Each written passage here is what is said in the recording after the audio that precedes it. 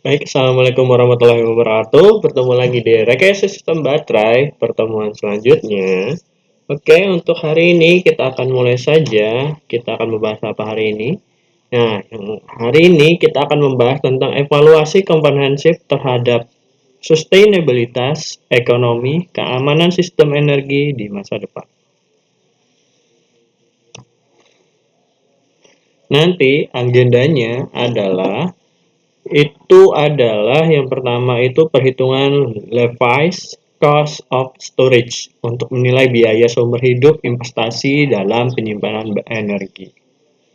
Ada LCA itu terkait analisis life cycle assessment di mana ini nantinya untuk mengukur dampak lingkungan dari ekstraksi hingga daur ulang dari material tersebut, baterai khususnya. Dampak tambang ini nanti evaluasi teknis dan lingkungan terhadap proses penambangan material sebagai sumber bahan bakar baterai atau sumber dari baterai, bahan baku baterai yang kritis serta konsekuensinya terhadap lingkungan tadi. Terma-run itu adalah terkait analisis terhadap mekanisme thermal runaway terhadap pemicu dan reaksi berantai pada sel baterai serta mitigasi. Yang terakhir nanti adalah terkait standar, di mana kepatuhan terhadap standar dan regulasi internasional terhadap baterai tersebut berdasarkan IEC, UN, atau UL untuk safety dan sertifikasi. Baik, kita masuk saja. Di dalam ekonomi penyimpanan energi itu ada di bagian pertama. Nanti kita akan membahas tentang definisi, sumber ekonomi, model pendapatan, biaya utama, faktor pengaruh, case study, sama ringkasan terkait peluang dan risiko. Kita mulai saja di bagian 1. Definisi dan peran penyimpanan baterai, di mana kalau suatu sistem elektrokimia yang mana fungsinya itu mengkonversi energi listrik DC menjadi energi kimia saat di-charging, dan dari energi kimia ke listrik DC saat di-discharging itu adalah skema dasar dari baterai. Jadi energi listrik di sini masuk ke baterai, terus dia ini mengkonversi energi listrik menjadi energi kimia, di mana energi listrik yang di istilahnya itu baterai yang dicas oleh listrik akan menjadi energi elektrokimia yang membuat pusat elektron di anoda terkumpul. Dari sumbernya adalah katoda. Jadi siklusnya itu kalau melepas itu istilahnya anoda ke katoda, pada saat energi listrik dicas, katoda ke anoda. Nah, pada pembuangan daya, itu anoda yang melepas energi listrik ke katoda sehingga menghasilkan beban di motor listrik atau menghasilkan energi listrik keluaran. Yang pengisian ini tadi adalah menyimpan energi kimianya, yang pembuangan tadi adalah melepas energi kimia tersebut menjadi energi listrik. Komponen utamanya itu adalah baterai rak atau sel-sel baterai seperti lithium ion, LFP, dan lain-lain yang disusun seri paralel untuk mencapai tegangan dan kapasitas tertentu sesuai dengan kapasitas atau kebutuhan beban. Ada selain baterai raknya, ada juga BMS-nya, baterai manajemen sistemnya. Ini nanti mengawasi step outcome, SOC, mengawasi dalam hal ini baterai manajemen sistem ini sebagai alat monitoringnya. Dia mengatur SOC-nya, state of charge-nya, kapan dia charging, kapan dia discharge, state of health-nya atau nanti baterai health-nya berapa banyak, suhunya berapa derajat suhu yang diperbolehkan, batas ambangnya, dan melakukan balancing cell. Ini fungsi dari BMS. Sehingga alat monitoring yang di dalam baterai biasanya itu menggunakan BMS. Ada juga yang terakhir, komponen utamanya itu adalah Power Conversion System atau PCS. Itu biasanya inverter dua arah atau bidirectional inverter yang menghubungkan DC baterai ke AC sumber atau AC beban, mengatur power factor, frekuensi, dan tegangan output yang dikonversi tadi. Nah, perannya dalam sistem di mana kalau primary frekuensi respon itu merespon deviasi frekuensi dalam milidetik. Jadi, inersianya yang direspon. Lebih cepat dari pembangkitan konvensional seperti turbin. Jadi, di sini dalam skala sistem kerjanya baterai dalam hal milidetik. Kalau turbin, kita tahu penggerak mulanya dipicu dulu sampai turbin itu benar-benar konstan, baru dia bisa memberikan sumber energi ke beban. Ada juga voltage support. Ini menginjeksi atau menyerap daya reaktif untuk menjaga profil tegangan di bus point of common coupling. Jadi, istilahnya di sini baterai bisa juga sebagai injeksi kalau kekurangan tegangan di dalam saluran, makanya biasanya bisa disebut dengan PVDG. PVDG itu adalah photovoltaic distributed generation, di mana panel-panel surya diletakkan pada sistem distribusi yang tersebar di titik-titik di mana beban saluran distribusinya turun atau rendah di bawah 1 PU atau istilahnya itu untuk meningkatkan profil tegangan menjadi normal kembali. Biasanya itu tersebar entah di pusat beban atau di sistem distribusi yang lokasinya strategis untuk diletakkan tadinya PVDG. Atau menyerap daya reaktif untuk menjaga profil tegangan. Nah, juga bisa berfungsi sebagai penyerapan daya reaktif. Nah, juga perannya dalam sistem itu adalah black start capability, di mana beberapa sistem baterai dengan inverter atau grid form dapat memulai jaringan tanpa tegangan eksternal. Maksudnya di sini, kalau tadi konvensional pembangkit kita butuh pemicu untuk medan magnetnya hidup berperan untuk tadi memutar rotor di dalam stator. Nah, kalau ini tanpa butuh energi eksternal lagi, baterai sendiri sebagai sumber energinya. Nah, terkait sumber nilai ekonomis, di mana dalam hal ini ada arbitrage harganya. Arbitrage harga apa? Dalam mekanismenya, baterai bertindak sebagai beban saat harganya rendah atau pengisian, dan generator saat harganya tinggi sebagai pengosongan, sehingga nanti ini menjadi sumber energi yang istilahnya walaupun investasinya lumayan, tapi menjadi nanti dampaknya kita bisa lebih menghemat energi listrik yang konvensional atau yang berhubungan dengan PLN. Khususnya itu adalah misalnya panel surya yang diletakkan, panel surya off-grid yang ada di rumah-rumah. Parameter pentingnya itu adalah round trip efisiensi. Jika efisiensinya 90%, energi yang dijual harus 10% lebih mahal dari energi yang dibeli agar impas. Jadi, rumus sederhananya, keuntungan sama dengan harga jual dikali dengan efisiensi dikurangi dengan harga beli. Sehingga nantinya ini bisa balik modal setelah istilahnya gitu. Kita bisa beli sumber resource-nya yang cukup lumayan, terus kita bisa menjual kembali ke PLN kalau kita ada surplus tadi. Tapi harga jual dan harga belinya itu tergantung tadi klausulnya dengan PLN. Kesepakatan tadi, ada juga peraturan dari PLN-nya.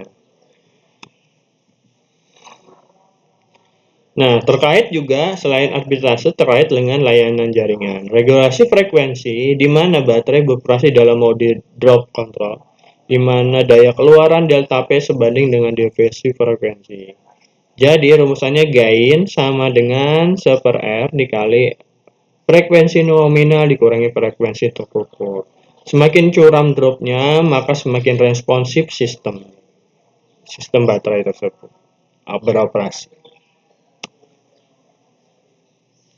Maksudnya di sini apa?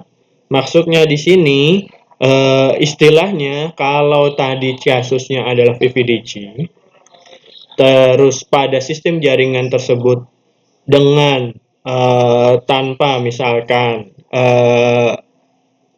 di luar beban puncak itu normal. Pas pada saat beban puncak, tegangan jadi turun karena banyak tadi pemakaian di beban. Sehingga baterai sebagai mode tadi drop control, pada saat tegangan itu turun, baterai langsung menginjeksi ke tegangan tersebut untuk mengembalikan tegangan tersebut ke dalam kondisi normalnya. Tanpa perlu kita men-switch tadi istilahnya, tanpa perlu kita mengatur pembangkitan sumber.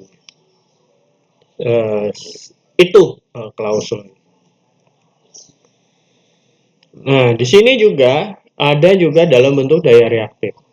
Inverter dari PCS mampu memberikan daya reaktif tanpa menguras energi baterai karena hanya melibatkan pergerakan pasa arus dan tegangan selama tegangan DC bus memadai. Jadi fungsinya dalam inverter di dalam baterai yang dimana dia itu tadi mengkonversi DC to AC untuk menyamakan on-grid ke sistemnya karena VVDG, panel surya yang diletakkan di distribusi, ini biasanya mampu memberikan daya reaktif tanpa mengurangi energi baterai. Dia biasanya mengatur tadi pergeseran fasa entah itu leading atau lagging ke dalam jaringan distribusi selama tadi tegangan busnya masih di dalam kondisi yang aman. Ada juga smoothing renewable, di mana mengatasi rem rate PLTS. Jika awan tiba-tiba menutup panel, baterai yang akan mengisi kekosongan daya dengan laju yang sangat cepat, misalnya megawatt per detik. Maksudnya di sini, pada saat PLTS, panel surya, biasanya kan kalau siang hari, full biasanya dari listrik panas matahari. Pada saat tadi mendung, gelap, dan lain-lain, matahari tertutup awan, suplai dari PLTS akan berkurang. Nah, itulah yang menjadi opsi baterai yang ada di PLTS untuk membantu suplai injeksi ke beban. Jadi, perbandingnya akan tadi pada saat PLTS full, matahari panas, PLTS full mensuplai sepenuhnya, baterai menjadi cadangan. Pada saat PLTS tadi atau matahari tutup, maka dia sumbernya akan menurun atau sumber dari panel surya menurun, baterai yang akan menjadi penyeimbang biar tadi hasilnya tetap stabil di beban tersebut. Responnya yang cepat. Nah, model pendapatan terhadap teknis dan regulasi di pasar energi atau energi marketplace, strategi biddingnya yaitu algoritma optimasi akan digunakan untuk menentukan kapan kita charging dan discharge berdasarkan prediksi harga pasar atau forecasting di pasaran. Kendala teknisnya, batasan stop out charge minimal atau maksimal biasanya 10-90% untuk menjaga state of health-nya. Nah, di sini kita tadi dulu di pertemuan sebelumnya kita sudah mengetahui apa state of charge itu kapan dia ngecas, kapan dia tidak. State of health kapan baterai itu seberapa healthy, seberapa lama dia digunakan itu adalah state of health. Biasanya kita menjaga persentasenya di range baterainya jangan sampai di bawah 10% dan baterainya tidak diisi lebih dari 90%. Range-nya jangan sampai 0, jangan sampai 100. Ini biasanya membuat SOC kita batasi antara 10 sampai 90 untuk menjaga healthy. Dan durasi. Nah, durasi di sini misalkan baterai 1 MW per 2 MWh hanya bisa dicas penuh selama 2 jam. Maka itu maksimal charge yang diharuskan untuk mengisi baterai. Kalau lebih dari itu tidak disarankan. Nanti maksudnya tidak disarankan dia ngisi dulu full baru bisa nginjeksi ke sistem distribusi atau istilahnya balance. Asal ada lebihan tadi di jaringannya. Sehingga nantinya baterai juga akan tahan lama dan beban di distribusi juga akan maksimal. Nah, untuk kapabilitas pasar, biasanya kita harus memverifikasi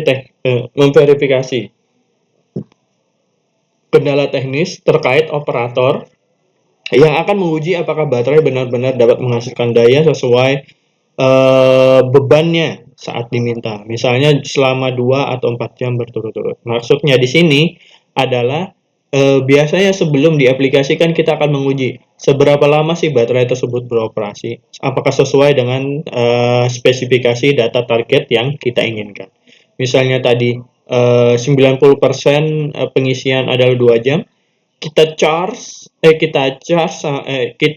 supply atau kita distribusikan baterai tersebut ke beban selama 2 jam, misalnya kita samakan tadi 2 jam, terus baterainya turun sampai habis 2 jam baterainya turun sisa 10%. Berarti itu target yang pengujian yang tepat. Kalau misalnya kalau dia misalnya 90% terus dia hanya bisa mendistribusikan sumber atau beban itu cuma hanya 1 jam atau 50 menit, berarti itu ada masalah di drop tegangan. Itu juga menjadi hal pengujian dalam kita menyesuaikan baterai, spesifikasi, dan terhadap pembebanan yang ada di rumah. Misalkan ini contohnya di rumah. Pengukuran ini biasanya menggunakan PMU atau Partial Measurement Unit, di mana untuk memastikan terhadap standar tadi terspesifikasi dan rule peraturan agar tidak melebihi SOC, tidak juga SOH-nya, healthy baterainya juga. Nah, yang ketiga itu adalah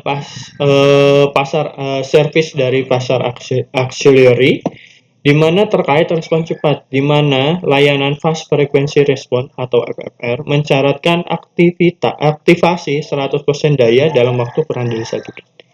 Baterai bisa bekerja dalam hal milidetik untuk respon tersebut. Makanya baterai menjadi yang paling efektif terkait misalnya tadi kekurangan beban dalam hal fast response. Power quality, di mana inverter harus memenuhi standar total harmonic distorsinya, di mana tegangan dan arus saat menunjukkan daya reaktif harus juga sama sesuai dengan on-grid bebannya. Sehingga nantinya tidak terjadi fluktuasi, tidak terjadi ketimpangan antara beban, tidak ketidakseimbangan, sehingga nantinya juga beban juga akan terjaga aman tanpa ada kerusakan. Untuk biaya utama terkait analisis teknis berdasarkan ekonomi, biasanya kita mengcounting atau menghitungnya terhadap biaya modal. Kita akan breakdown. Sel baterai biasanya dalam dolar per kilowatt hour, sekitar 60-70% dari total biaya sistem. Untuk share baterai sendiri, kita alokasikan 60-70% dari total biaya. Karena tadi misalnya biaya sistemnya 20 juta, maka 60 jutanya itu adalah kita investasikan ke baterai. PCS inverter biasanya juga dalam dolar per kW.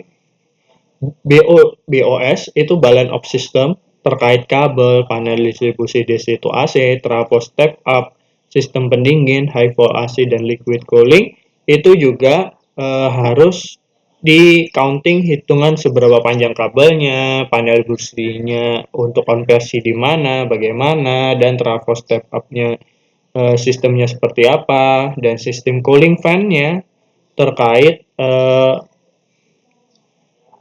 jaringan tersebut. Nah, yang terakhir, engineering system yang ketiga, yang keempat, itu adalah sistem SCADA atau EMS atau Energy Management System. Jadi bisa dikontrol secara otomatis terkait sel baterai tersebut. Biaya siklus hidup dan degradasinya, kita tahu maksudnya degradasi ini adalah standar SOH tadi, state of health-nya, di mana degradasi dalam kalender atau siklik, di mana kapasitas akan memudar karena reaksi kimia internal.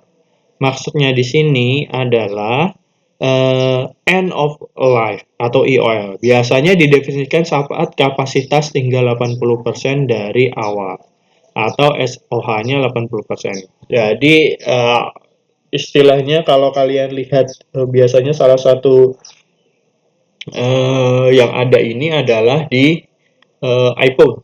Di iPhone biasanya ada biasanya kalau kalian beli iPhone second dan lain-lain atau punya iPhone kalian biasanya ada healthy baterai.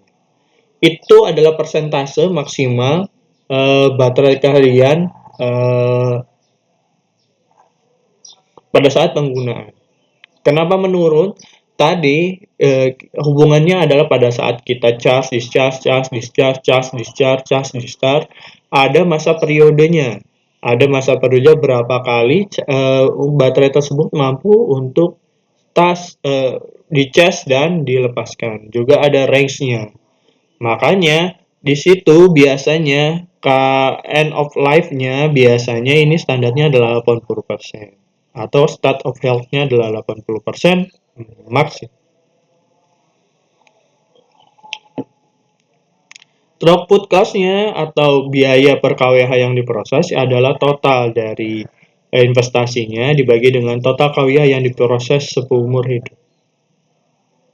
Rumusnya total kWh terhadap kapasitas kWA, date of date-nya, dan dikali jumlah siklus pengisiannya, dan dikali efisiensi dari sistem tersebut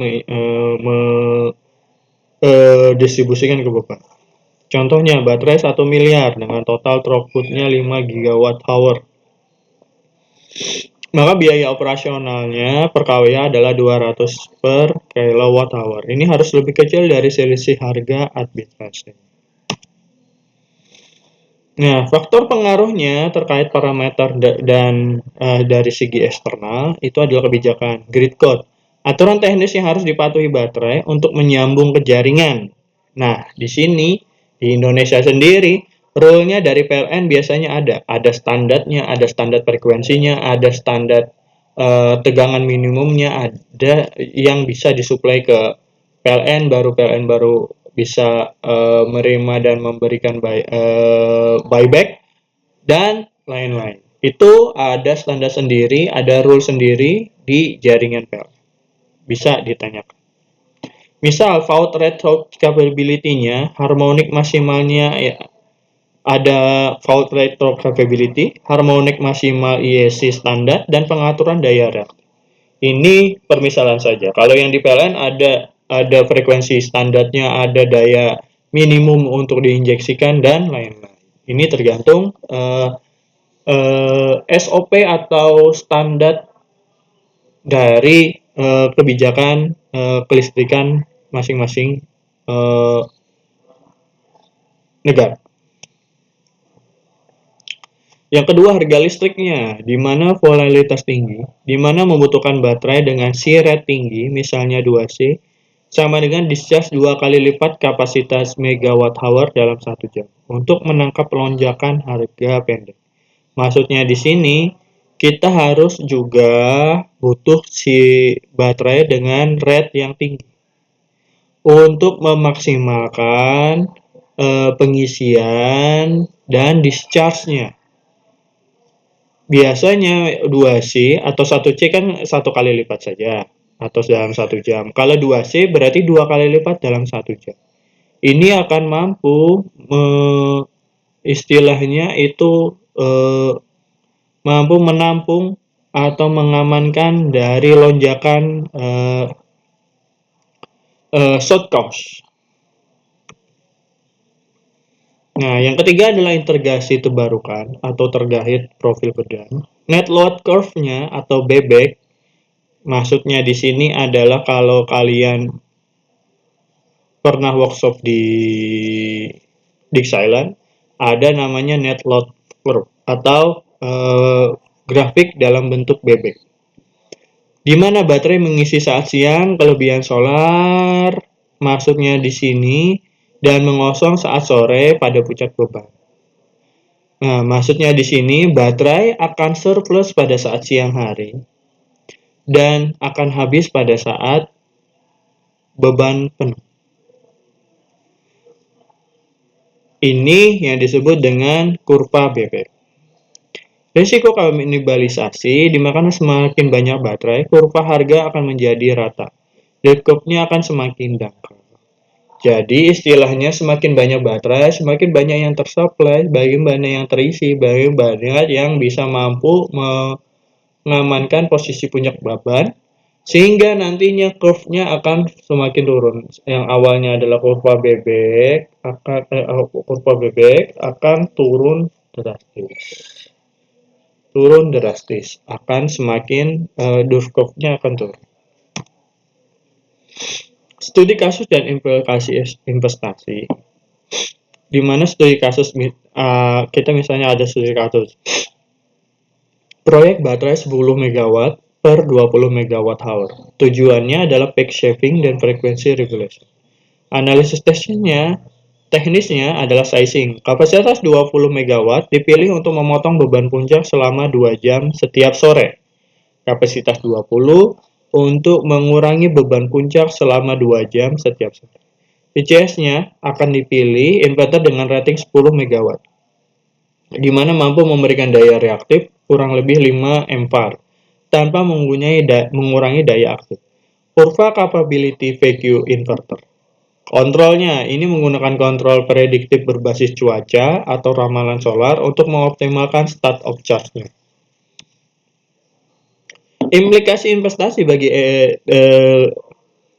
engineer itu adalah optimasi desain, di mana memilih rasio daya terhadap energi atau peringkat C-rate-nya yang tepat. 0, cocok untuk arbitrase.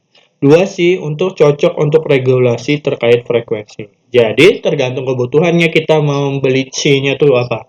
Kalau untuk istilahnya injeksi tinggi, kebutuhan tinggi, bisa ngambil C yang tinggi. Untuk yang standar normal, misalnya rumah saja, tidak perlu fast charging, butuh daya besar dan lain-lain, butuh daya cepat juga, maka butuh yang C-nya rendah.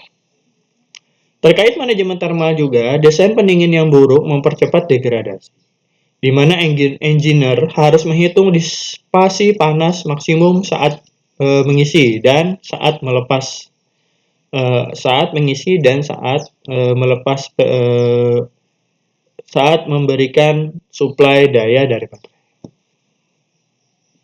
Jadi istilahnya di sini pengamanan dalam pemanasan atau cooling fan di dalam baterai juga menjadi tolak ukur khusus, di mana kalau fan-nya atau pendingin di baterai tersebut rusak dan lain-lain akan mempercepat tadi baterai yang masanya atau pada saat kondisi normal adalah 1 jam misalnya bisa melepaskan, bisa diisi dan bisa didistribusikan. Pada saat fan-nya rusak atau cooling fan-nya tidak bekerja maksimal, maka akan lebih turun sistem tersebut, bisa setengah jam, bisa hanya 40 menit, dan lain-lain. Proteksi juga penting. Kenapa? Koordinasi relay proteksi antar inverter terhadap grid ini untuk mengamankan anti-sliding, overcurrent, dan directional power. Jadi relay juga harus dikoordinasikan terhadap beban-beban injeksi pada misalnya tadi baterai yang ada di sistem distribusi. Peluang dan risiko, di mana peluang riset dan pengembangan, di mana topologi inverter baru seperti multi-level converter untuk mengurangi harmonik dan meningkatkan efisiensi. Biasanya multi-level converter ini digunakan untuk mereduksi harmonisa dan meningkatkan efisiensi. Baterai second life ini memanfaatkan baterai bekas EV untuk aplikasi grid yang tidak terlalu berat. Maksudnya di sini baterai-baterai bekas tadi motor listrik misalnya yang masih bisa digunakan bisa dipakai asalkan beban yang ditampung yang dipakai tersebut tidak terlalu berat, misalnya bukan untuk industri, bukan untuk yang jangka waktu sistem kerjanya lama dan lain-lain. Atau digital twin, di mana simulasi real time sistem baterai untuk memprediksi state of health-nya. Ini adalah sistem simulasi digital twin untuk sistem baterai dalam hal prediksi state of health-nya dan mengoptimalkan jadwal operasi, kapan charging, kapan discharging, kapan pengaturan yang optimal terkait nanti masa pemakaian baterai.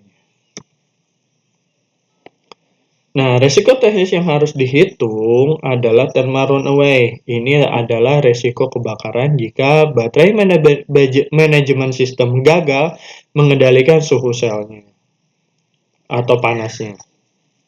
Cycle life tidak tercapai.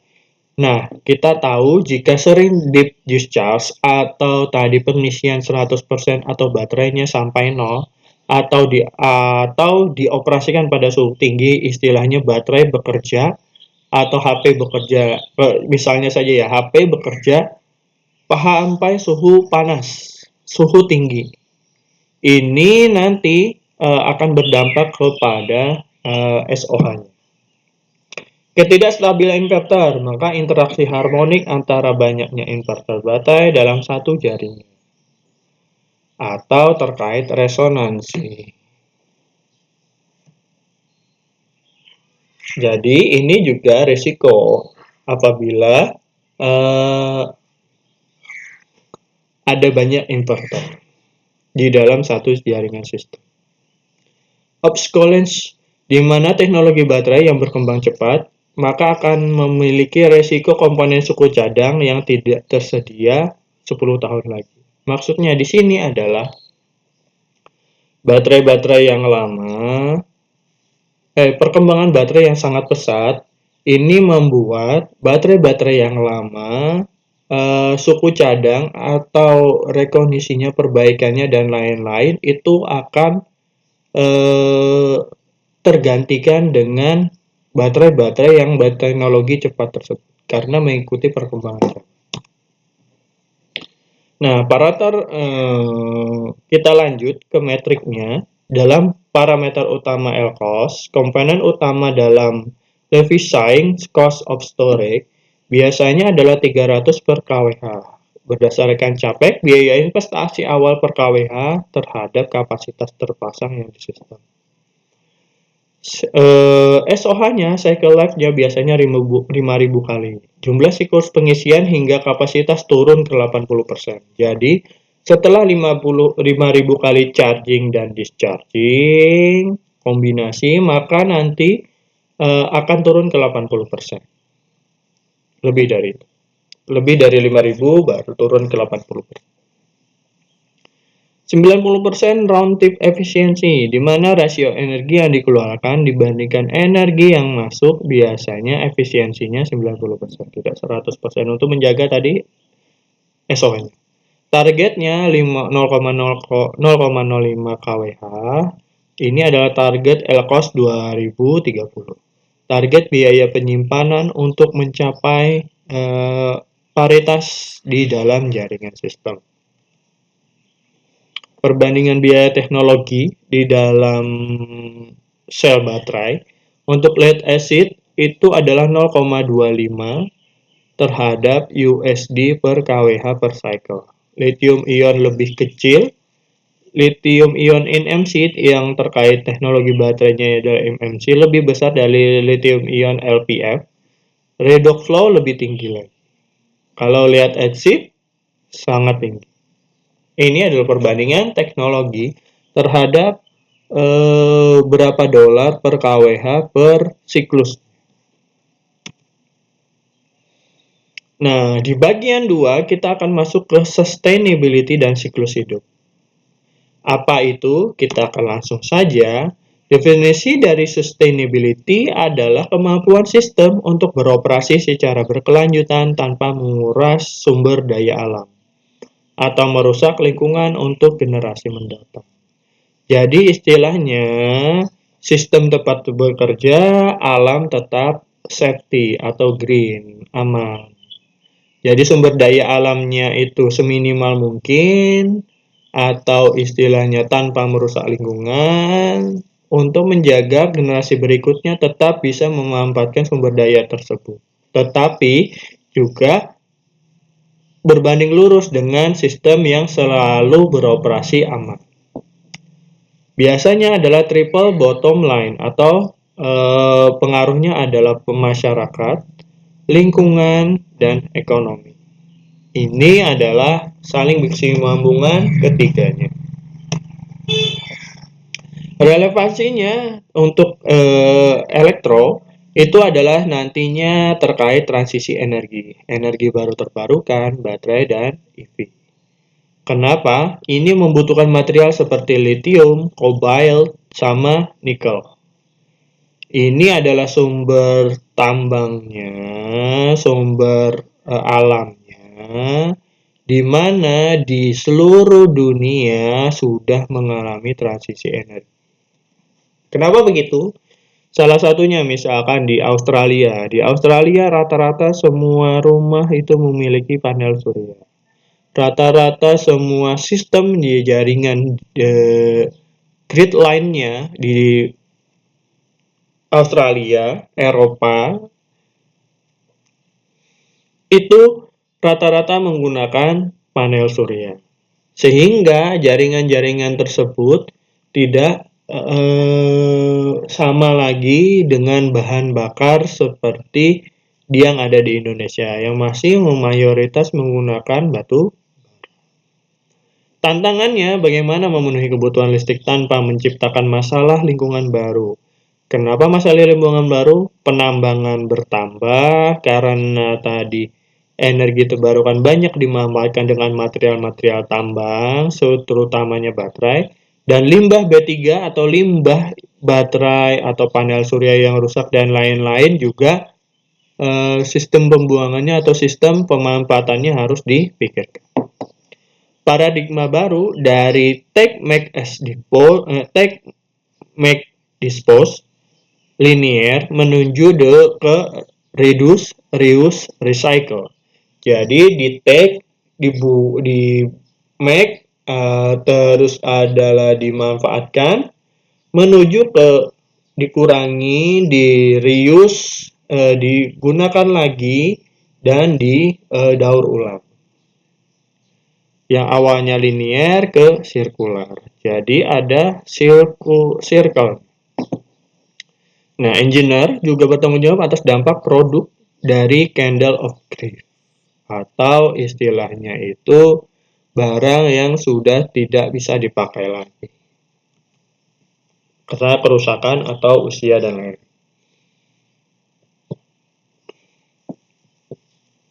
Tahapan siklus hidup produk.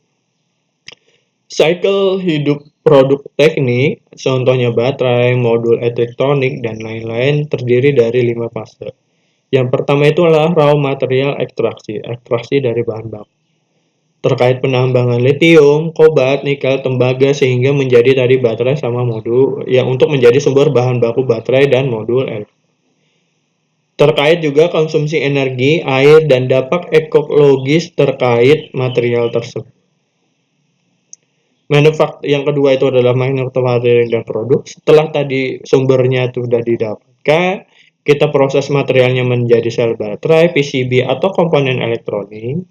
Terus nanti akan proses intensif energi atau terutama permunian dari material-material bahan baku agar bisa dimanfaatkan menjadi elektronik atau baterai atau sejenis. Yang ketiga adalah distribution dan transportation, di mana pengiriman komponen produk jadi ke seluruh dunia. Ini adalah setelah diambil bahan bakunya, dibuat, baru dikirimkan. Emisi dari transportasi, kapal, truk, dan pesawat ini juga terkait greenhouse energy. Use phase-nya pada saat penggunaannya, operasi produk selama masa pakai misalnya 10-15 tahun untuk baterai, konsumsi listrik, efisiensi energi, dan degradasi juga berpengaruh terhadap baterai tersebut. End of life-nya, akhir masa pakainya, produk tidak lagi berfungsi apabila SOH-nya kurang dari 80% untuk baterai. Bisa dikatakan tegangannya drop, sehingga tidak maksimal lagi untuk mengisi dan digunakan. Biasanya itu nanti baterai-baterai second ini, salah satu opsinya adalah digunakan untuk dengan beban yang tanpa pemakaian yang ekstrim. Itu masih bisa. Kayak rumah dan lain-lain tanpa beban-beban. Opsinya adalah TPA, landfill, insinerasi, tempat pembuangan akhir, insinerasi, atau daur ulang. Akhir masa pakainya. Yang tidak lagi maksimal digunakan. Biasanya kan juga baterai drop, orang-orang akan langsung mengganti baterainya. Limbahnya kemana? Ya dibuang. Dampak lingkungan perpasanya adalah ada fasa, kolom fasa, ada kolom dampak, dan kolom baterai. Contohnya, ekstraksi misalnya kan, ini contohnya adalah baterai lithium ion. Ekstraksi, kerusakan lahan, polusi air, emisi transportasi tambang. Contoh baterai lithium ionnya 10-20% dari total emisi tersebut. Untuk baterai lithium ion biasanya 10-20% total dari emisi tersebut yang terakomodir. Manufaktur, emisi gas rumah kaca tinggi seperti pabrik pemurnian dari bahan baku tersebut. Penggunaan energi fosil untuk sumber-sumber bahan baku tersebut. Biasanya 40-60%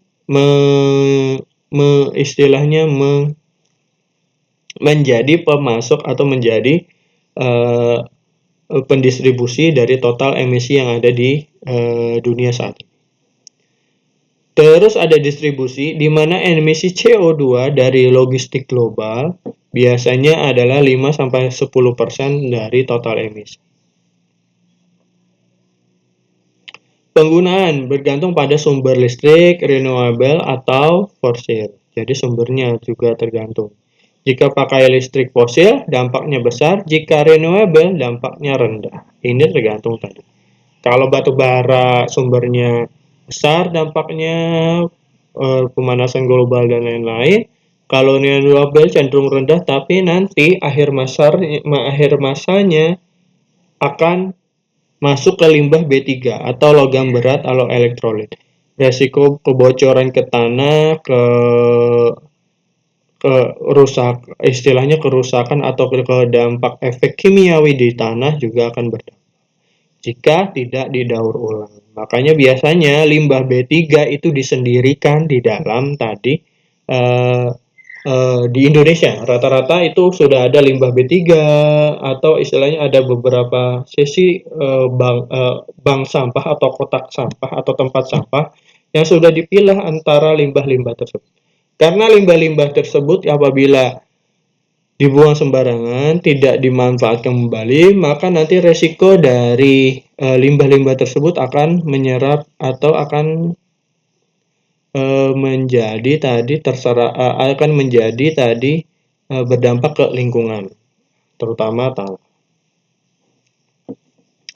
Nah, parameter teknisnya biasanya adalah berdasarkan global warming potential. Total emisi gas rumah kaca dalam kilogram per CO EQ per kWh meter terhadap kapasitas. Hour terhadap kapasitas.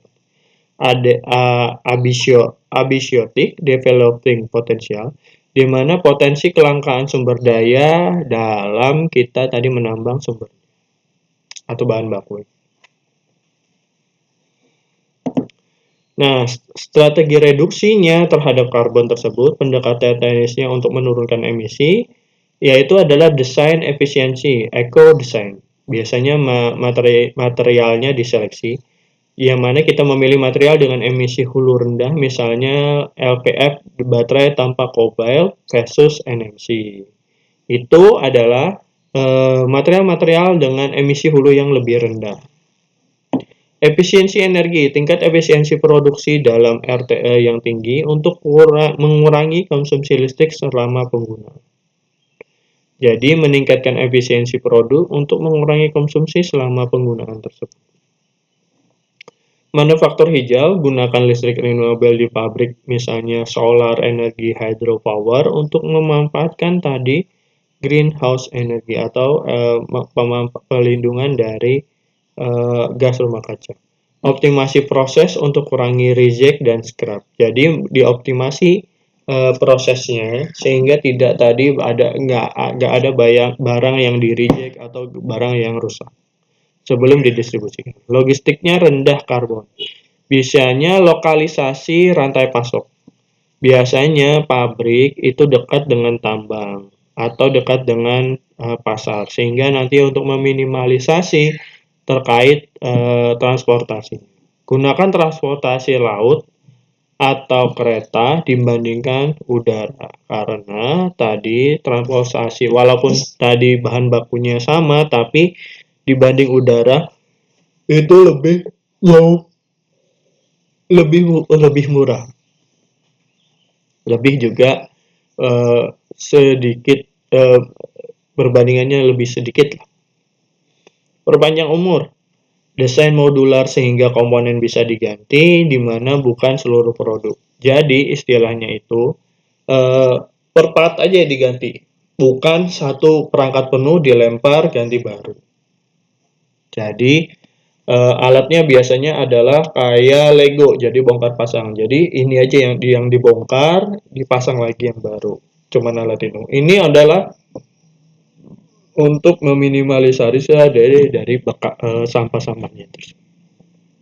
Second life application, baterai bekas untuk penyimpanan gratis. Nah, ini sisa-sisa baterai tadi yang SOH-nya 80%, di bawah 80% bisa menggunakan ini. Jadi baterai besi ini bisa dimanfaatkan untuk grid-grid yang statis yang tanpa beban berat. Misalnya lampu yang statis cuman buat malam nyala dan siang mati, pagi mati, dan lain sejenisnya. Desain untuk daur ulang dan perbaikan, biasanya prinsip teknisnya yang memudahkan akhir masa pakainya. Biasanya design of disable, gunakan sambungan mekanis baut daripada perekat permanen. Jadi bisa di reusable. Modulasi komponen sehingga mudah dipisah. Misalkan casing, sel, BMS buat modul-modul sendiri, jadi bisa bongkar pasang. Desain for recycling, ini kurangi variasi material, misalkan gunakan satu jenis plastik saja. Jadi materialnya juga sejenis, tidak bermacam jenis. Hindari campuran material yang sulit dipisah, seperti komposit atau coating, di mana material ini akan sulit dipisah karena tadi ada pelapisan-pelapisan atau komposit harus didekomposisi dulu untuk pemecahan material tersebut. Beri label material untuk memudahkan sortir. Biasanya label-label di material untuk mensortirannya lebih mudah. Nah, design for repairability. Biasanya sediakan akses ke komponen yang cepat rusak, fan, konektor. Jadi akses terpisah. Yang mana itu mudah rusak. Misalkan tadi fan konektor tadi bisa dibuat akses tersendiri, jalur tersendiri agar mudah perbaikan. Sediakan manual perbaikan atau kesediaan suatu cadang yang cukup terhadap tadi alat-alat yang ada tadi. Contoh praktik, baterai Tesla dilaporkan dirancang dengan modular yang bisa diganti secara individual. Nah, ini misalnya contohnya baterai Tesla Dia bisa dilepas, dipasang, tinggal diganti cuman selnya saja, tanpa perlu mengganti satu unit penuh. Fairphone atau smartphone modular sebagai pionir di FR, biasanya ini Fairphone, fungsinya adalah HP ini bisa dilepas pasang, kayak seperti itu. Jadi IC-nya dan lain-lain bisa di-upgrade dan lain-lain. Ini yang HP-HP tercanggih saat ini. Metode penilaian siklus hidup atau life of cycle assessment, di mana definisinya berdasarkan ISO 14040 per 14044. Metode sistematisnya untuk mengukur dampak lingkungan produk dari ekstraksi hingga akhir masa pakai. Tahapannya adalah goal and scope definition, di mana tentukan tujuan, batasan sistem cradle of gate dan cradle to grave, jadi yang dipakai dan dibuang, unit fungsionalnya. Misalkan 1 kWh per penyimpanan selama 10 tahun. Ada goal, ada definisinya, ada scope-nya. Life cycle inventory, di mana kumpulkan data input material, energi, dan output emisi limbah per fase-fase life cycle-nya. Atau inventory. Life Cycle Impact Assessment atau LCA ini adalah konversi data LCI ke indikator dampak GWP, ADP, atau eutrofikasi. Interpretasi di mana kita harus menginterpretasi atau menganalisis hasil identifikasi hotspot dalam fase dengan dampak yang terbesar dan merekomendasi perbaikan ke depan. Software LCA itu ada Simapro, Gabi, dan OpenLCA untuk menganalisis fungsi dari semua ini tadi. Life of cycle, hotspot, dan lain-lain. Contoh unit dari fungsionalnya ini adalah misalnya kan menyediakan 1 MWh output listrik dari sistem baterai selama masa pakainya 15 tahun. Jadi sudah ditentukan 15 tahun, 1 MW outputnya dari sistem tersebut. Softwarenya bisa sebelum di-use, kita bisa menggunakan simulasi-simulasi ini untuk tadi menganalisis fungsional sistem kerja optimasi dari baterai. Studi kasus dan contoh, misalkan LCA baterai lithium ion. Temukan fase manufaktur dan ekstraksi material menyumbang kurang lebih 60% dari emisi gas rumah kaca. Rekomendasinya gunakan material daur ulang dan renewable energi di pabrik. Studi kasus 2, second life baterai Nissan Leaf, misalnya yang punya Nissan. Baterai bekas EV dengan state of health-nya adalah 70%. State of health-nya digunakan untuk penyimpanan energi di stadion sepak bola Johan Cruyff di Johan Cruyff Arena Amsterdam.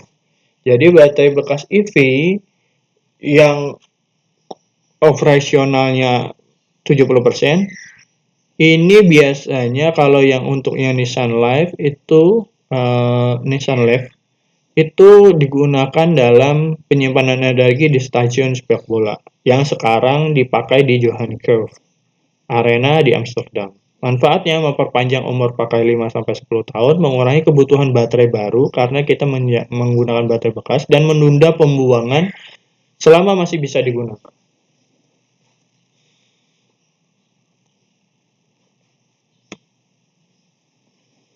Studi kasus ketiga, Redwood Material. Ini perusahaan daur ulang baterai yang memulihkan lebih dari 95% material menjadi nikel, kobalt, lithium untuk digunakan kembali ke dalam sel baru. Jadi dia reusable, memecah lagi dari yang sudah jadi baku biar bisa digunakan ke dalam baterai baru. Praktiknya proses hidrometalurgi dengan emisi lebih rendah dari tambang baru yang ada sekarang. Langkah implementasi operasionalnya, bagaimana perusahaan untuk menerapkan sustainability di lapangan biasanya menggunakan integrasi LCA dalam R&D. Lakukan LCA awal saat memilih material dan desain produk. Green Procurement, di mana wajibkan pemasok memiliki sertifikat lingkungan ISO 1400 14.001 dan laporan emisinya. Eco-labeling, beli label produk dengan informasi jejak karbon, misalnya carbon trace. Ini untuk mengoptimasi atau mengimplementasi sustainability di operasional. Take back program, fasilitas konsumen untuk mengembalikan produk bekas untuk didaur ulang. Contohnya program daur ulang baterai. Jadi industri mengopsikan adanya reusable, ada tempat penampungan baterai yang bisa kita daur ulang. Kolaborasi dengan pihak ketiga, kerjasama dengan perusahaan daur ulang atau riset untuk inovasi dari proses daur ulang tersebut. Ini adalah salah satu upaya industri untuk memaksimalkan produknya itu seminimal mungkin, seefektif mungkin green energy. Indikator kinerjanya dan pelaporannya itu nanti kita akan mengukur dan melapor sustainability. Misalnya indikator lingkungan, carbon footprint-nya kayak kilogram per CO2-nya per unit produknya berapa. Material circular indication-nya atau MCI, di mana persentase material daur ulangnya di dalam produk itu berapa. Recyclability rate atau persentase massa produk yang dapat didaur ulang berapa. Water usage atau meter kubik air per unit produk tersebut berapa. Energi intensity dalam kWh energi per unit produk selama manufaktur berapa. Ini nantinya bisa menjadi tolak ukur dalam pelaporan sustainability yang diaplikasikan di industri tersebut. Indikator sosial itu kepatuhan hak asasi manusia di rantai pasok dan kecelakaan kerja. Kalau standar pelaporannya GRI, Global Reporting Initiative, standar pelaporan keberlanjutan, SASBB, Sustainability Accounting Standard Board, atau standar spesifikasi industri, dan TCFD, Task Force Climate Rate Financial Disclosure, di mana fokus pada risiko iklim. Nah, ringkasan dan rekomendasinya adalah sustainability adalah tanggung jawab teknis, bukan hanya isu lingkungan. Siklus hidup produk, ekstraksi, manufaktur, penggunaan, akhir masa pakainya harus dianalisis secara holistik dengan LCA sehingga nanti dapat menjadi bukan barang yang habis pakai buang tapi bisa dimanfaatkan kembali dan membuat bisa lebih green. Dampak terbesar yang seringnya di fase hulu atau material dan manufaktur atau di penambangan dan proses bahan baku. Desain untuk daur ulang dan perbaikan adalah kunci ekonomi dari sirkular. Jadi desainnya daur ulang dan perbaikan ini adalah kunci sirkular terkait green energy juga. Mengurangi tadi penambahan gas rumah. Rekomendasi tindak lanjutnya, hitung jejak karbon produk sejak tahap desain, dihitung, pilih material ramah lingkungan, di mana jejak rendah dan dapat didaur ulang, material lambangnya dipilah-pilah. Desain modular untuk memudahkan perbaikan dan pembongkaran, edukasi konsumen di mana tentang cara membuang produk yang benar, advokasi kebijakan di mana mendorong regulasi yang mewajibkan daur ulang atau transparansi rantai pasok setelah digunakan. Nah, tahapan cycle assessment biasanya ekstraksi material dulu. Tadi kita tahu penambangan litium, kobalt, nikel dengan dampak pada tanah dan air. Terus di manufaktur sel, proses produksi elektroda, perakitan untuk menjadi sumber energi. Nih, fase penggunaan operasi baterai biasanya 10-15 tahun dalam aplikasi kendaraan atau grid beban. And outlet proses daur ulang, ini nanti hasilnya bagaimana hasil akhirnya atau pembuangan material baterai bekas yang bisa di reusable tadi. Dampak lingkungannya biasanya adalah konsumsi air ekstrim pada proses penguapan brin di wilayah segitiga litium. Ini terkait tambang. Kontaminasi tanah akibat limbah tailing dari penambangan kobat di Kongo. Ini contohnya yang kedua. Ini di wilayah segitiga lithium itu konsumsi airnya terlalu ekstrim. Kalau di Cobalt Kongo ini kontaminasi tanah limbahnya itu sangat tinggi. Terus emisi CO2 tinggi pada ekstraksi nikel kelas 1 yang membutuhkan proses pemrosesan suhu tinggi. Ini emisi CO2 akibat ekstraksi nikel. Yang mana nikelnya kelas 1 ya. Di mana untuk pemrosesan dengan suhu tinggi. Gangguan biodiversitas lokal, di mana di area pembukaan lahan tambang baru ini ada terjadi biodiversitas lokal. Nah, emisi gas rumah kaca perkimiawi adalah kimia baterainya misalnya NMC 622 itu NMC 18 dan LPF, ini kimia baterainya, ini jenis kimia baterainya sekali lagi. Emisinya kalau NMC itu 75, NMC 662 75, 81168, LPF-nya 61. Emisinya. Kandungan kobatnya NMC tinggi, NMC 622 tinggi, 811 rendah, LPF-nya 0. Sustainability-nya itu 622 sedang, 811 baik, LPF itu sangat baik. Makanya kebanyakan kita masih menggunakan LPF. Karena terkait minimum sekali efek gas rumah kaca. Paradigma ekonomi sirkularnya itu nanti second life, di mana penggunaan kembali baterai bekas untuk penyimpanan energi stasioner, statis tadi, seperti di arena Cruyff. Direct recycling itu adalah pemulihan katoda tanpa melalui peruburan kimia yang intensif. Jadi ada bisa yang sekarang menggunakan direct recycling, pemulihan katoda tanpa melalui peluburan kimia. Urban mining ini mengambil material dari baterai bekas untuk mengurangi kebutuhan tambang baru. Jadi bisa mengambil material-material bekas tadi untuk di-reusable lagi untuk baterai baru. Nah, di bagian ketiga itu ada keamanan dan thermal runaway. Kita akan mulai saja. Yaitu adalah definisi thermal runaway dan dampaknya. Thermal runaway adalah kondisi ketika suhu baterai meningkat secara tidak terkendali akibat reaksi kimia internal yang menghasilkan panas lebih cepat daripada panas yang didapat atau dilepaskan. Prosesnya biasanya suhu baterai naik, reaksi kimia internal meningkat, panas semakin besar, reaksi menjadi tidak terkendali. Dampaknya kerusakan permanen pada sel baterai, pelepasan gas berbahaya, kebakaran atau ledakan karena kebocoran, kerusakan sistem energi, atau EV, penyimpanan energi, atau UPS dalam sistemnya rusak.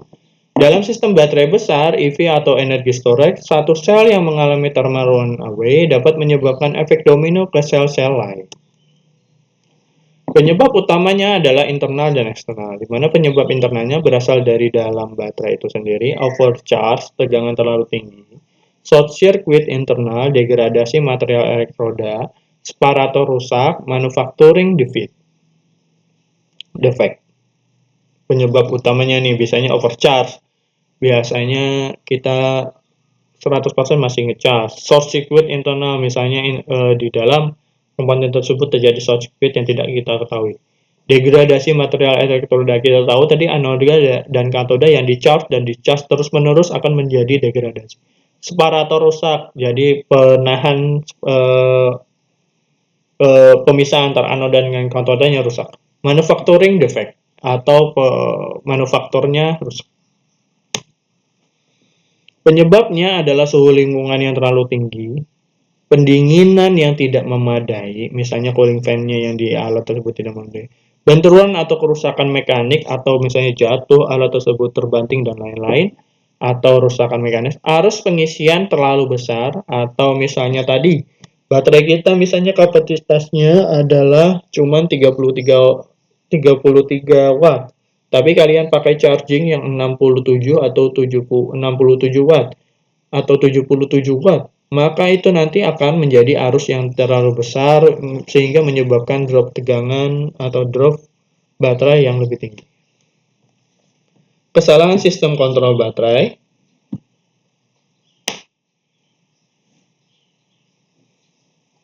Di mana kalau yang sistem kontrol baterai ini terkait monitoringnya saja.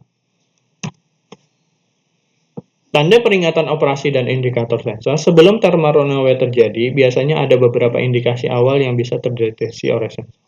Tanda-tanda umumnya adalah temperatur baterai meningkat cepat, tenggangan sel tidak stabil, perbedaan temperatur antar sel besar, pembengkakan baterai, dan bau kimia atau gas.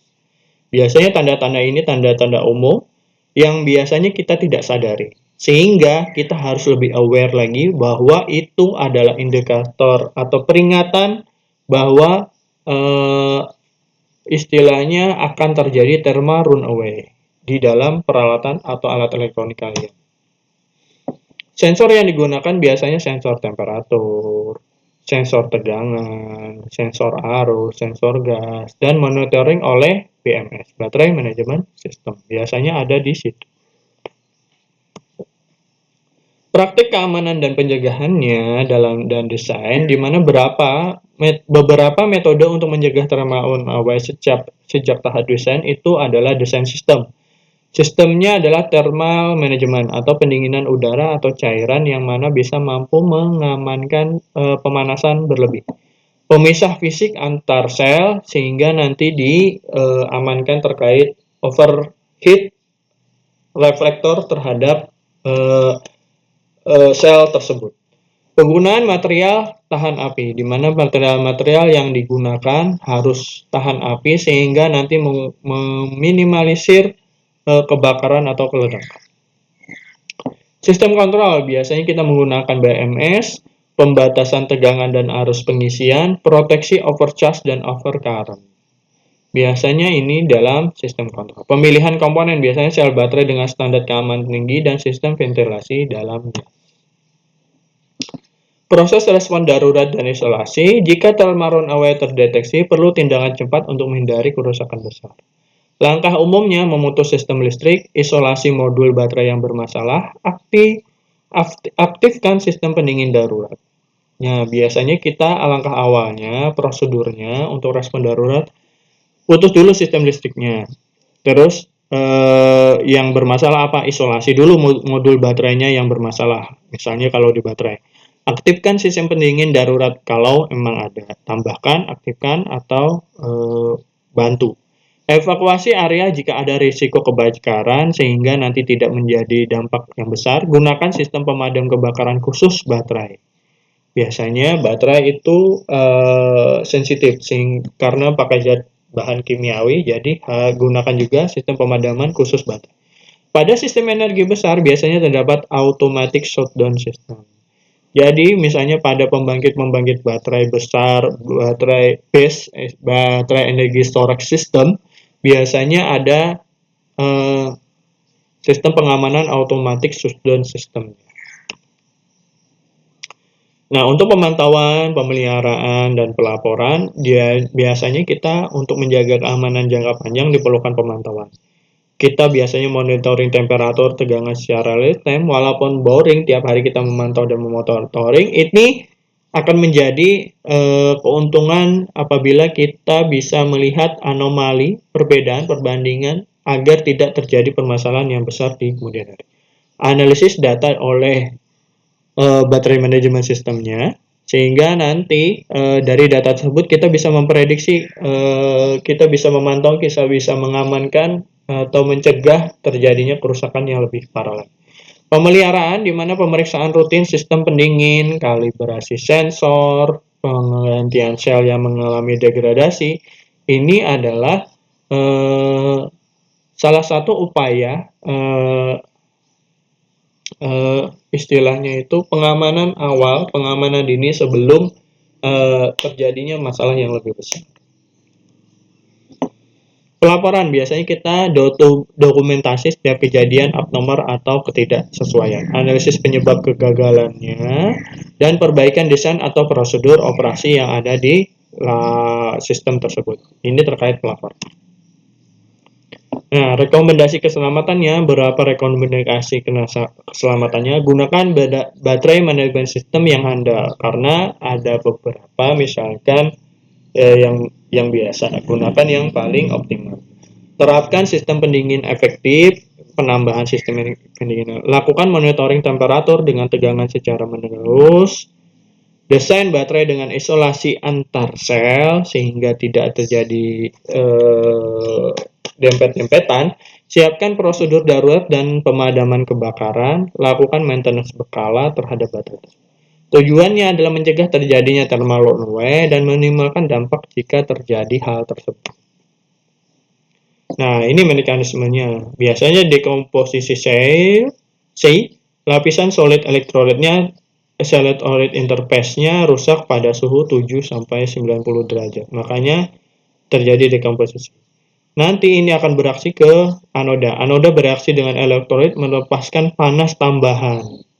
Dari panas 70 sampai 90 derajat mengakibatkan anoda bereaksi menambah panas, melepaskan panas tambahan lagi, sehingganya menjadi pecahnya separator. Pecahnya separator di mana pemisah antara anoda dan katoda ini meleleh menyebabkan hubungan arus pendek internal dari anoda dan katoda. Sehingga nanti menjadikan dekomposisi katoda, oksigen yang dilepas dari katoda memicu menjadi sumber pembakaran elektrolit yang hebat, menjadilah ledakan atau kebakaran di baterai tersebut. Inilah mekanisme thermal runaway yang ada di baterai. Akar penyebab kegagalannya biasanya penyalahgunaan elektrik. Overcharge, pengisian berlebih. Makanya kalian harus jaga baterai kalian atau perangkat-perangkat yang bersumber dari baterai harus dijaga, jangan overcharge. Ini nanti overcharge akan memicu dendrit lithium, atau overdischarge ini akan merusak struktur kolektor arus sehingga arus pengisian terlalu tinggi, dan biasanya arus yang terlalu tinggi ini dalam bentuk fast charging ekstrim untuk mengembalikan sistem atau baterai tersebut ke dalam kondisi normalnya. Karena tadi tempat menyentuh tanpa ada baterai, tanpa ada energi sama sekali. Penyalahgunaan mekanik biasanya penetrasi paku atau nail penetration memicu arus pendek. Crossing atau benturan keras saat kecelakaan, vibrasi berlebih yang melonggarkan koneksi bus ini adalah dalam hal mekanik atau perangkat. Nah, standar keamanannya biasanya standarnya IEC 62619, standar keamanan untuk baterai lithium industri dan stasioner. Untuk UN 383 ini persyaratan wajib untuk transportasi baterai secara aman via udara dan laut. UL 1973 ini terkait nanti standar untuk baterai dalam aplikasi energi terbarukan dan kendaraan rel. ISO 26262 ini adalah standar fungsi safety untuk sistem elektrolit otomotif. SIL-D. Ini adalah regulasi teknis yang menjadi acuan standar dari keamanan internasional.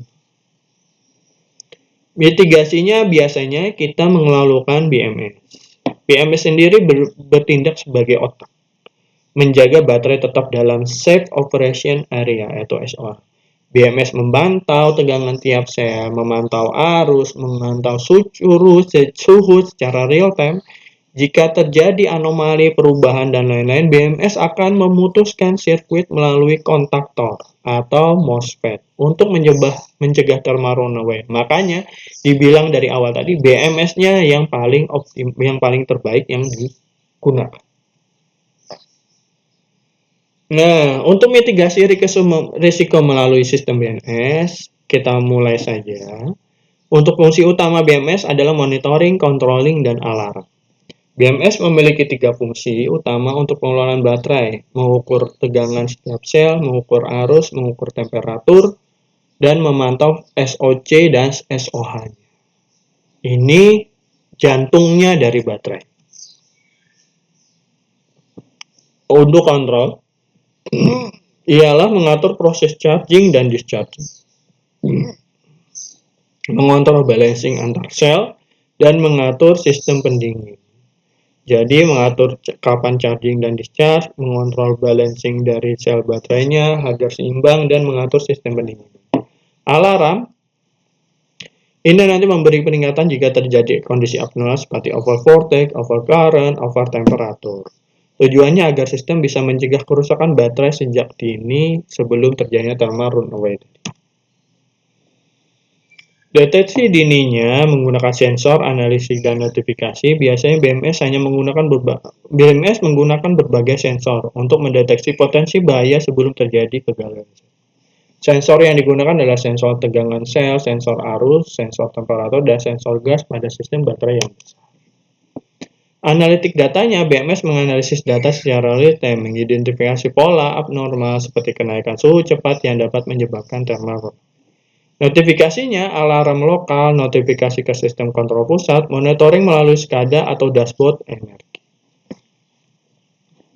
Nah, respon otomatis isolasinya, ventilasi dan shutdown-nya terjadwal. Jika BMS mendeteksi kondisi berbahaya, sistem akan melakukan tindakan otomatis. Contohnya, isolasi, modul baterai yang bermasalah diputus dari sistem. Ventilasi, mengaktifkan sistem ventilasi untuk mengurangi panas atau gas. Shutdown, mematikan sistem secara otomatis untuk mencegah kerusakan lebih besar. Respon otomatis ini penting untuk mencegah penyebaran kerusakan ke modul baterai lain. Biasanya BMS juga bisa mampu melakukan tindakan-tindakan pencegahan seperti ini.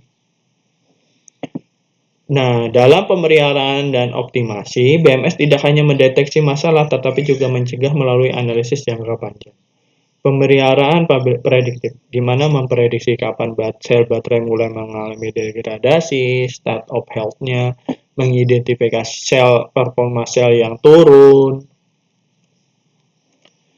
Optimasi energinya, di mana mengatur strategi kapan charging, menghindari overcharge dengan deep discharge, dan menghindari overcharge dan deep discharge. Menyeimbangkan kapasitas antar sel. Dengan metode ini, umur baterai dapat lebih panjang dan lebih aman jika menggunakan BMS tadi.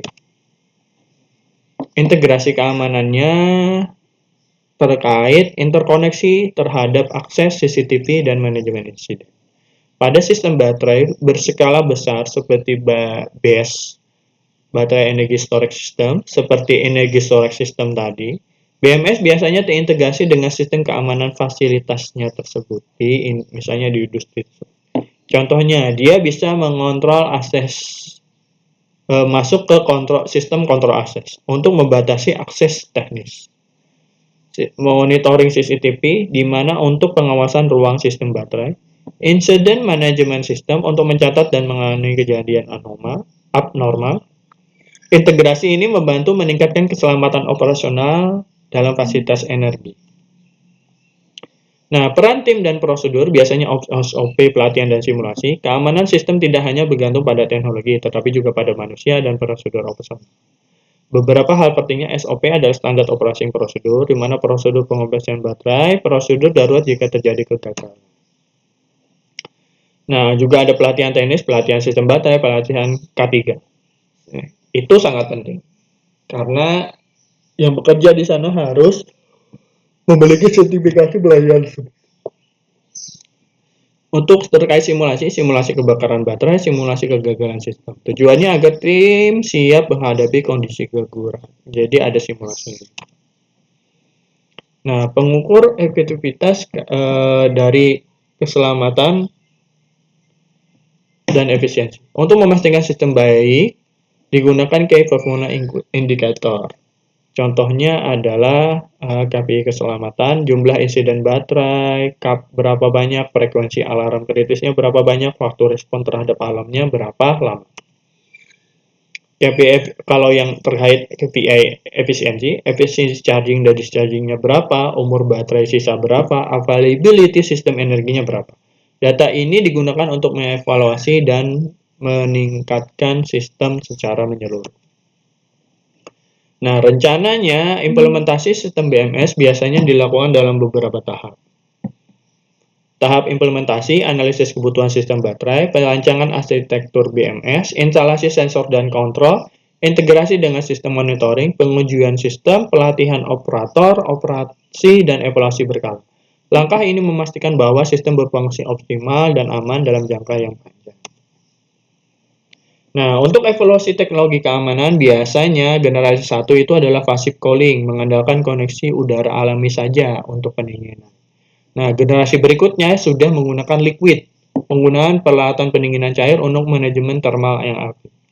Nah, generasi ketiga itu adalah keramik separator, lapisan keramik pada pemisah untuk mencegah melting pada suhu tinggi. Jadi menggunakan keramik sekarang. Masa depan berikutnya nanti solid state baterai menggantikan elektrolit cair yang mudah terbakar dengan material yang padat. Ini masih dalam tahap riset. Nah, perbandingannya lithium ion dan solid state ada kelebihan di mana densitas energi yang sangat tinggi pada baterai solid state. Lithium ion bedanya dengan lithium ion yang memiliki rantai pasut yang sudah matang dan murah. Solid state masih mahal. Kekurangannya, solid state masih sulit diproduksi massal secara efisien. Kalau lithium cair memiliki risiko keamanan yang inherent, tadi kebakaran dan ledakan. Peluangnya adopsi EV yang masif mendorong riset material baru, kebijakan daur ulang baterai yang semakin ketat secara global. Ini peluang. Ancamannya, kelangkaan material lithium dan kobalt di masa depan karena terus ditambang, regulasi emisi karbon manufaktur yang semakin ketat terhadap standar green energy. Nah, pesannya adalah the environment benefit of electrical vehicle are only released when the battery life cycle is managed through clean energy manufacturing and effectivity recycling process.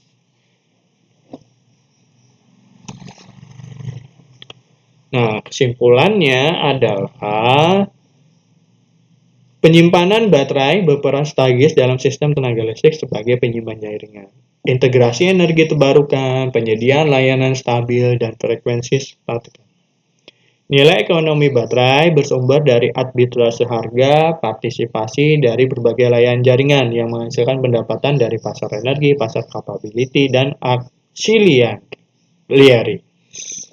Kemungkinan profitnya, baterai ditentukan oleh struktur biaya modal, biaya operasi, degradasi siklus hidup, serta faktor eksternal seperti kebijakan, fluktuasi, dan tingkat penetrasi energi terbarukan. Peluangnya penyimpanan baterai terletak pada penurunan biaya teknologi dan meningkatkan kebutuhan fleksibilitas jaringan. Namun risikonya mencakup degradasi teknis, kanibalisasi pasar, dan ketidakpastian regulasi. Sustainabilitas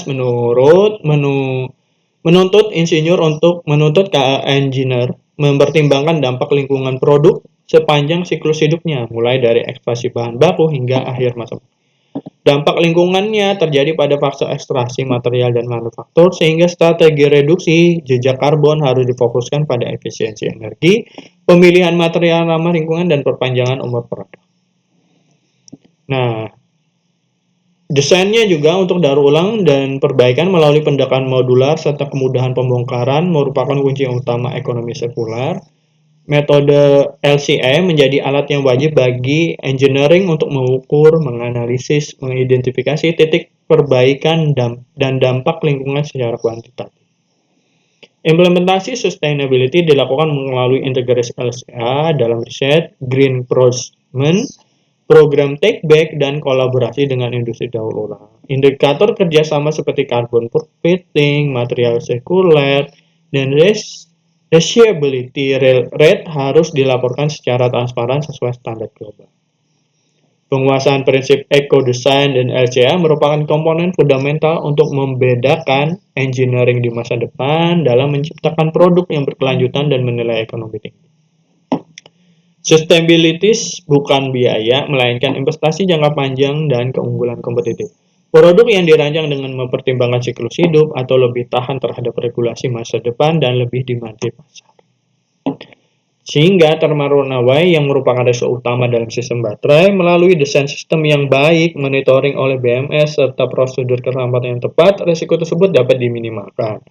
BMS berperan dalam monitoring, kontrol, dan perlindungan sistem. BNS memungkinkan deteksi dini melalui pemantauan tegangan, arus, dan temperatur. Sistem dapat melakukan respon otomatis seperti isolasi modul, ventilasi, shutdown untuk mencegah kerusakan yang lanjut. Penerapan BMS membantu mencegah kegagalan kritis seperti thermal runaway. Integrasi dengan prosedur operasional seperti pelatihan tim, sistem keamanan akan meningkatkan keselamatan operasional karena sudah terlatih. Evaluasi melalui KPI, keselamatan, dan efisiensi membantu meningkatkan kinerja sistem terhadap implementasi BNS yang baik dan meningkatkan keandalan efisiensi dan umur pakai dari tim tersebut. Nah, itu saja materi yang hari ini Bapak sampaikan. Kalau ada yang tanyakan silakan ditanyakan, kita bisa diskusi. Baik, untuk hari ini saja materi yang disampaikan. Terima kasih banyak atas kesempatan dan waktunya. Bapak mohon maaf kalau ada salah kata atau perbuatan. Terima kasih banyak. Assalamualaikum warahmatullahi wabarakatuh.